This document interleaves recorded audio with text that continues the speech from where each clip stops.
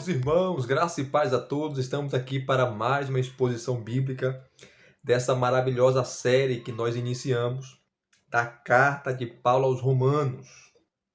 Já faz quase um mês aí que nós não gravamos devido à correria, mas nós terminamos o capítulo 6, onde Paulo vai falar sobre a santificação, ele começou a falar sobre a santificação, que os crentes estão mortos para o pecado, e morto aqui é no sentido que o pecado não vai mais governar, não vai reinar, que o pecado não tem mais domínio sobre aquele que foi justificado. E agora você não é mais escravo do pecado, porque aqui Paulo fala de dois senhores. Paulo fala do pecado e fala de Cristo. Ou você tem o pecado como seu senhor, ou você tem Cristo como seu senhor. A partir do versículo 15 do capítulo 6, Paulo vai mudar a perspectiva. Ele vai falar de uma troca de servidão ou de escravidão. Você deixa de servir o pecado, você deixa de ser escravo do pecado, e agora você vai ser escravo de Cristo. E as bênçãos de Cristo, todas as bênçãos espirituais, estarão disponíveis para aquele que tem Cristo como Senhor. Nós somos mortos para o pecado. Engraçado que nos versículos de 1 a 10 do capítulo 6, Paulo fala sobre essa realidade, que nós temos que saber que fomos mortos para o pecado. No versículo 11, Paulo fala para nós considerarmos essa realidade. Considerar o quê? Que nós morremos para o pecado. O pecado não reina mais sobre a nossa vida. E dos versículos 12 a 14, Paulo agora, nós temos que reconhecer, saber, considerar e reconhecer. E dos versículos 15 em diante, até o 23, Paulo fala dessa nova realidade, que nós estamos debaixo do senhorio de Cristo. Mas antes de iniciarmos aqui o capítulo 7, vamos só fazer uma rápida recapitulação dos capítulos já expostos. Do capítulo 1, a partir do versículo 18 até o capítulo 3, versículo 20, Paulo faz uma exposição que judeus e gentios são culpados. Toda a raça humana é culpada. Todos são pecadores, sem distinção. E todos carecem, necessitam da glória de Deus. A partir do versículo 21 do capítulo 3, Paulo vai falar da justificação pela fé. E o que é justificação? Justificação é a forma que Deus justifica o homem. Cristo, Deus, o Pai, lançou sobre Cristo, sobre os ombros de Cristo, todos os pecados da humanidade. E Cristo lançou sobre aqueles que o receberam, que o aceitaram como Senhor e Salvador. Ele lançou sobre esses, inclusive eu e você, a sua justiça, nos declarando justos perante Deus. Agora nós fomos justificados, não por nossos méritos, mas pelos méritos de Cristo. E essa justificação é forense. Imagina, nós estávamos num tribunal e todos nós tínhamos a sentença de Deus, que era condenação. Não tinha como apelar. Mas Cristo foi lá e pagou a nossa conta, né? Isso se dá pela imputação. O que é imputar? É colocar na conta. Cristo colocou na minha conta, Cristo colocou na sua conta, Cristo colocou na nossa conta a sua justiça. Então, nós não devemos mais nada. Quando Deus olha para mim, olha para você, ele vê os méritos de Cristo. O capítulo 4, Paulo vai exemplificar isso de uma maneira prática, pegando o pai da nação de Israel, pai da nação, Abraão, e vai demonstrar na prática que Abraão não foi salvo pelas obras, ou não foi justificado pelas obras, mas sim mediante a fé. E Paulo defende isso e fala, olha, a justificação não é algo novo, não é uma doutrina nova que eu estou trazendo. Estava no Antigo Testamento, estava ali, é exemplificado na vida de Abraão. No capítulo 5, versículos de 1 a 11, Paulo vai falar das bênçãos da justificação. As bênçãos que os justificados, aqueles que foram justificados, têm, que é paz, acesso, regozijo, tá? Esperança futura. A partir do versículo 12 do capítulo 5 até o versículo 20, Paulo vai falar das duas humanidades. Porque Paulo vem falando de pecado, pecado, pecado, ele vai falar a origem do pecado. Começou lá com Adão. E Adão é o nosso representante federal, é o cabeça federal da humanidade. Quando Adão pecou, toda a humanidade pecou, porque toda a humanidade estava representada de uma maneira representativa em Adão. Então, quando Adão pecou, todos nós pecamos. Quando Adão escorregou, todos nós escorregamos. O pecado de Adão foi a casca de banana, aonde toda a humanidade caiu juntamente com ele pela sua desobediência. Então, só há dois tipos de pessoas.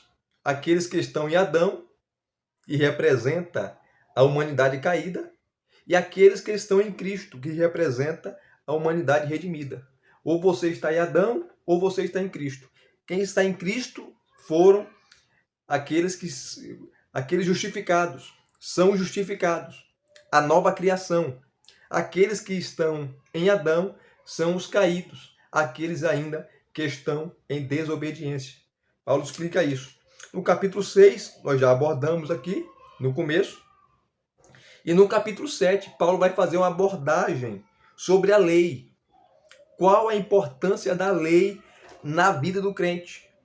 Porque você vê a palavra de Paulo, parece que Paulo era contra a lei, era anti a lei. Não. Paulo vai falar que a lei é santa, boa, agradável. Quem não presta é o ser humano. Quem é pecador é o ser humano. E aqui, no capítulo 7, ele vai falar dessa relação. E nós vamos dividir o capítulo 7 em 3 subdivisões. A primeira subdivisão, os versículos de 1 a 6, né, que nós vamos denominar com o tema mortos para a lei. Depois, dos versículos 7 a 13, Paulo vai demonstrar na prática, tá, através do povo de Israel, da nação de Israel, sobre a lei. E dos versículos 14 a 25, Paulo vai falar sobre aquele que quer viver debaixo da lei e quer cumprir a lei e não consegue. Um judeu não regenerado que quer viver debaixo da lei. Há várias perspectivas sobre esse texto, tá? Romanos 7. Depois eu vou explicar por que, quando eu chegar nessa exposição, essa é a minha posição, ok? Então, nós vamos fazer a primeira exposição, né? Ou a primeira subdivisão, que é os versículos de 1 a 6, mortos para a lei. Tá? Nós vamos ler, nesse exato momento, capítulo 7 de Romanos, versículos de 1 a 6, que diz assim: Ou vocês não sabem, irmãos, pois falo aos que conhecem a lei, que a lei tem domínio sobre uma pessoa apenas enquanto ela está viva? Por exemplo, a mulher casada está ligada pela lei a seu marido, enquanto ele vive. Mas se o marido morrer, ela ficará livre da lei conjugal, de modo que será considerada adúltera se, enquanto o marido estiver vivo, ela se unir com outro homem. Mas se o marido morrer, ela estará livre da lei e não será adúltera se casar com outro homem. Assim, meus irmãos, também vocês morreram para a lei, por meio do corpo de Cristo, para que pertençam a outro, a saber, aquele que ressuscitou dentre os mortos, a fim de que frutifiquemos para Deus. Porque quando vivíamos segundo a carne, as paixões pecaminosas, despertadas pela lei, operavam em nossos membros, a fim de frutificarem para a morte. Agora, porém, estamos livres da lei, pois morremos para aquilo a que estávamos sujeitos, para que sirvamos da maneira nova, segundo o Espírito, e não da maneira antiga, segundo a letra. Interessante, né? Aqui Paulo vai falar da vida sobre a importância da lei. E no capítulo 8, Paulo vai falar da vida do Espírito. Ok? A gente vai chegar lá. Depois de Paulo concluir o capítulo 6, falar que nós morremos para o pecado, que o pecado não terá mais domínio sobre nós, porque nós vivemos em uma outra realidade, em uma outra esfera espiritual, tendo Cristo como Senhor, como Salvador, nós fomos regenerados, justificados, o Espírito habita em nós. Aí poderia surgir a pergunta: então qual a relação da lei, então? Para que serve a lei agora para aquele justificado? Ele deve cumprir ou não a lei? Aí Paulo vai falar da importância. Inclusive aqui, no capítulo 7, versículos de 1 a 6, Paulo vai fazer uma analogia com o casamento. Da lei com o casamento. Como se a lei fosse um marido, um esposo duro, um esposo severo, que está nos versículos de 1 a 3. Que não deixava passar uma, porque a lei só apontava, tá? Não roubarás, não adulterarás, não dirás falso testemunho. A lei só apontava o dedão na cara, mostrava o pecado, esclarecia o que era pecado, mas não dava um antídoto para o pecado, a solução para o pecado. E nos versículos de 1 a 3, Paulo faz essa analogia. Quando ele começa a falar: ou vocês não sabem, irmãos, pois falo aos que conhecem a lei. Possivelmente aqui ele está se dirigindo ao público judaico ali da igreja. Alguns vão defender também que ele está se referindo também aos gentios, porque tinha vários gentios que conheciam a lei, principalmente aqueles prosélitos. O que é um prosélito? Era aquele que não era judeu de nascimento, mas ele se convertia ao judaísmo. Ele se convertia ao judaísmo através de quê? Através da circuncisão, ele tinha que circuncidar, ele tinha que guardar toda a lei, tá? Ele tinha que viver como um judeu. Esse era um prosélito. Tinha que ler a Torá, tinha que ler o Antigo Testamento, tinha que ter conhecimento. Então, Paulo está falando aqui, claro, para o público judaico, que conhecia a lei, e também os gentios, né? Muitos gentios conheciam a lei, principalmente os prosélitos. Então ele fala: pois falo aos que conhecem a lei. A lei aqui em sua totalidade, o Antigo Testamento, principalmente a lei de Moisés, o Pentateuco. Aí Paulo continua: que a lei tem domínio sobre uma pessoa apenas enquanto ela está viva? Ou vocês não sabem, tá, que a lei tem domínio sobre uma pessoa apenas enquanto ela está viva? Então, todos nós nascemos, né, essa aqui é uma pergunta retórica de Paulo, debaixo da lei. Todos nós nascemos casados com a lei. Todo mundo. Todo mundo. A lei é um marido que eu e você contrariamos núpcias com ela, tá? E a lei é um marido severo, tá? Olha só o versículo 2, Paulo vai esclarecer mais ainda. Por exemplo, a mulher está ligada pela lei a seu marido enquanto ele vive, lei do casamento. Mas se o marido morrer, ela ficará livre da lei conjugal. Porque se a mulher casada ela contraísse núpcias com outro homem, era adultério e ela era morta apedrejada. Mas quando o marido morria, ela poderia se casar novamente.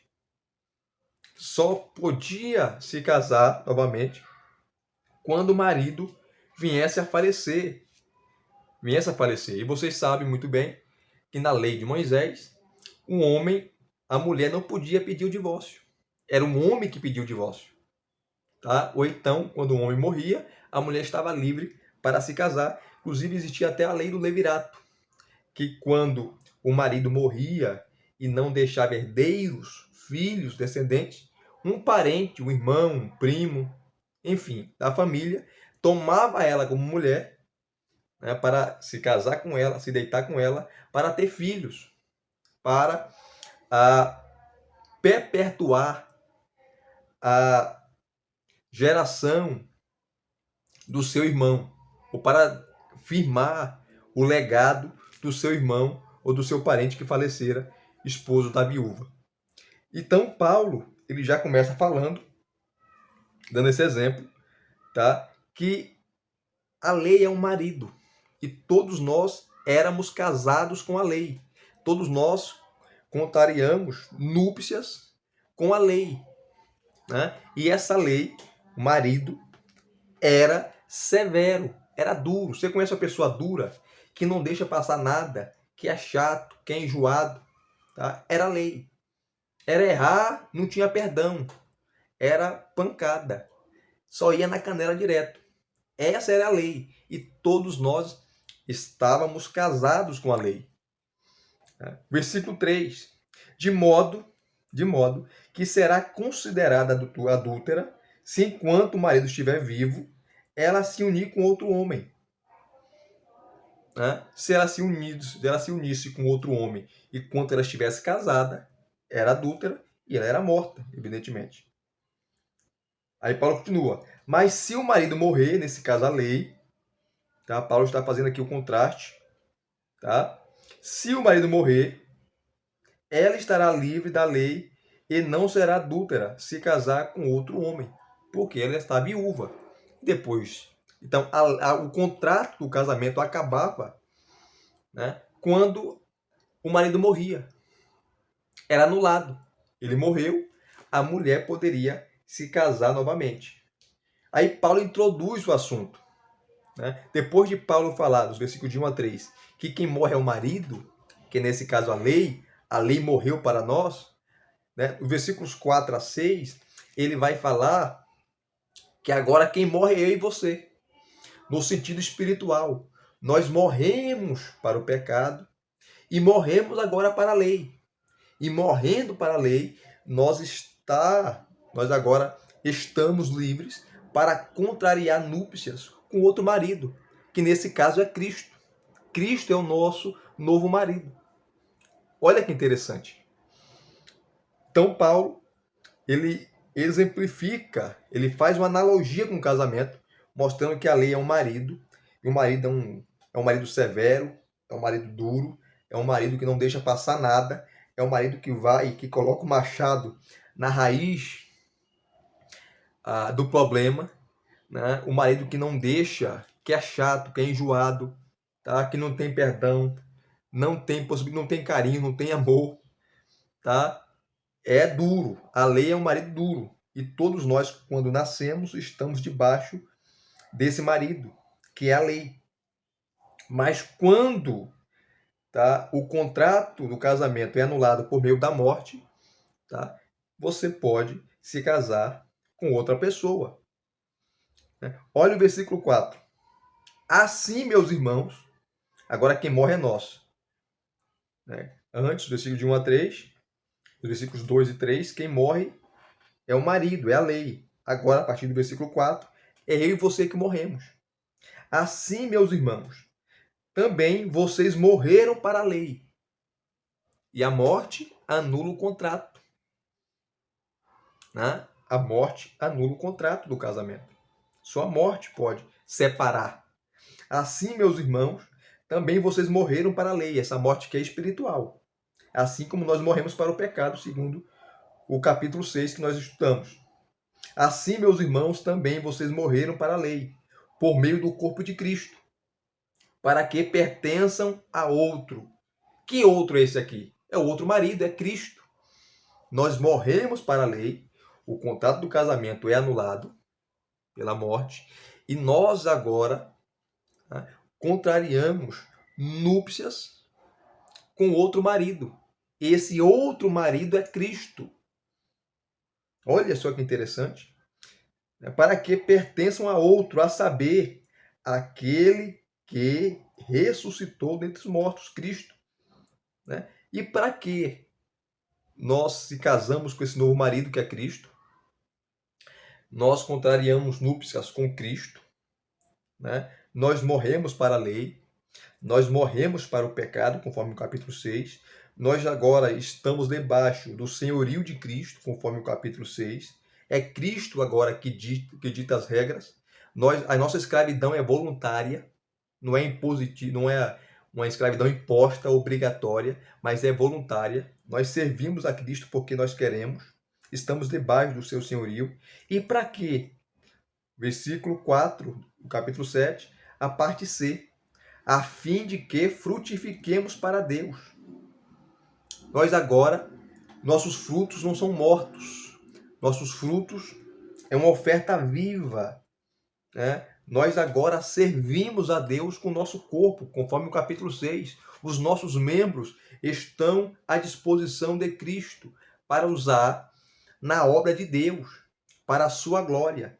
Nós agora morremos para o pecado, assim também como morremos para a lei, contrariamos núpcias com Cristo, nosso novo marido, tá? E único agora e eterno marido.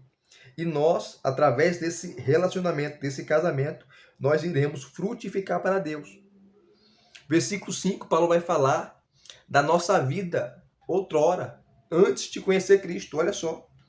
Porque quando vivíamos segundo a carne, tá?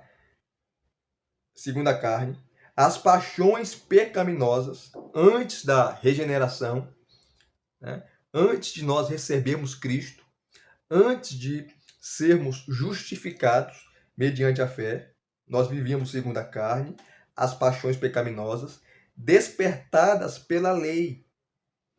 Porque a lei fala o que é pecado. A lei fala, olha, não adulterarás, você vai lá e adultera. Não matarás ou não assassinarás, você vai lá e assassina. Não dirás falso testemunho, você vai lá e acaba pecando. Obedecer o seu pai e sua mãe, você vai lá e acaba desonrando, desobedecendo seu pai e a sua mãe. Não cobiceis a mulher do próximo, você vai lá e cobiça.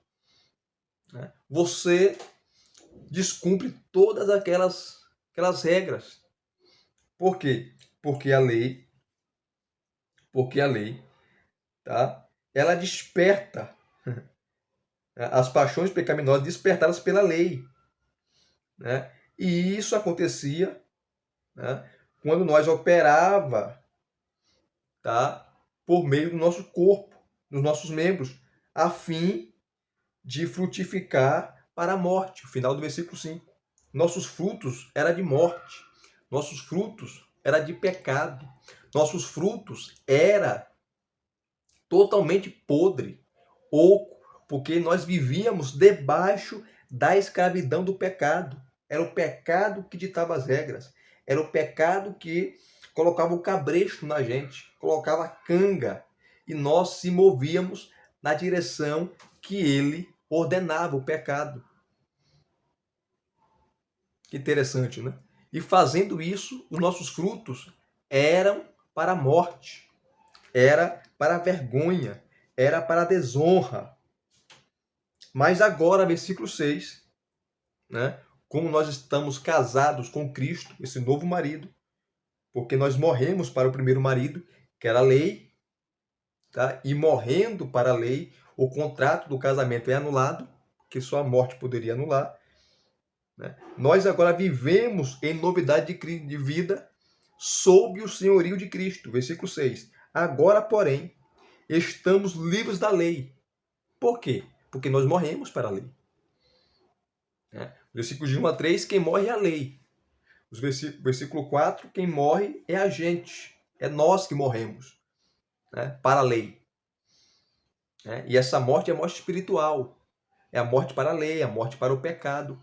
E a lei não tem mais domínio sobre nós, porque estávamos ou estamos mortos para ela. Agora, porém, estamos livres da lei, pois morremos para aquilo a que estávamos sujeitos.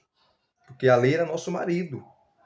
Era a lei que mandava, era a lei que comandava, era a lei que ditava as regras. Mas morrendo para a lei não tem mais domínio sobre nós, porque nós contrariamos núpcias com o novo marido, que é Cristo. Né? Porém, estamos livres da lei, pois morremos para aquilo a que estávamos sujeitos, para que sirvamos da maneira segundo o Espírito, e não da maneira antiga segundo a letra. Então aqui Paulo dá um norte, né? A vida segundo o Espírito e a vida segundo a letra da lei, onde ele vai desenvolver isso melhor a partir do capítulo 8, que é a vida segundo o Espírito. A vida na graça, a vida de santificação, de humildade, de humilhação constante perante Deus. E aqui nós concluímos essa primeira exposição. Então, o que nós aprendemos aqui? Aprendemos que todos nós nascemos debaixo da lei, nós contrariamos núpcias com a lei, e a lei era um marido severo, que bate pesado, não tem perdão, não tem dó, não deixa passar nada, nada, porque não há perdão. Mas aconteceu uma reviravolta. Nós morremos no sentido espiritual para a lei.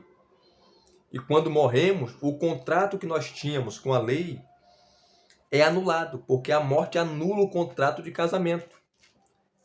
Anula. Anulamos esse contrato, morremos para a lei. Tá? E quando morremos para a lei, no sentido espiritual, agora nós se casamos, ou nos casamos, com um novo marido, um novo esposo, que é Cristo. Estamos agora debaixo de um novo marido, de um novo relacionamento, de um novo casamento, que é a pessoa de Cristo.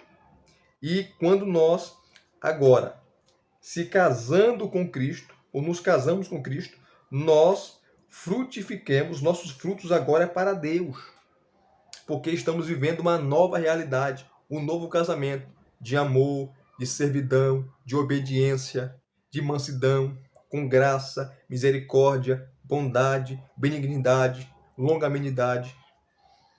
E esse marido é amoroso, é carinhoso, é exigente, mas é carinhoso, é perdoador, é misericordioso. E nós vivemos agora segundo o Espírito, a vida sob a pessoa do Espírito. E não da maneira antiga, que é a maneira segundo a letra da lei. Então nós morremos para a lei e se casamos com o novo marido, que é Cristo Jesus. Estamos vivendo uma novidade de vida, fomos justificados, regenerados, mortos para o pecado, porque o pecado, nem a lei, tem domínio mais sobre nós, porque nós contrariamos, ou nós se casamos com um novo marido, a saber, a pessoa de Cristo. E se vocês gostaram de mais uma exposição bíblica, deixe aqui nos seus comentários, deixe o seu like, se inscrevam no canal se você não é inscrito e acione o sininho para receberem todas as notificações. Muito obrigado pelo seu carinho, muito obrigado pela sua atenção, muito obrigado pela sua disponibilidade. Graça e paz. Até as próximas exposições.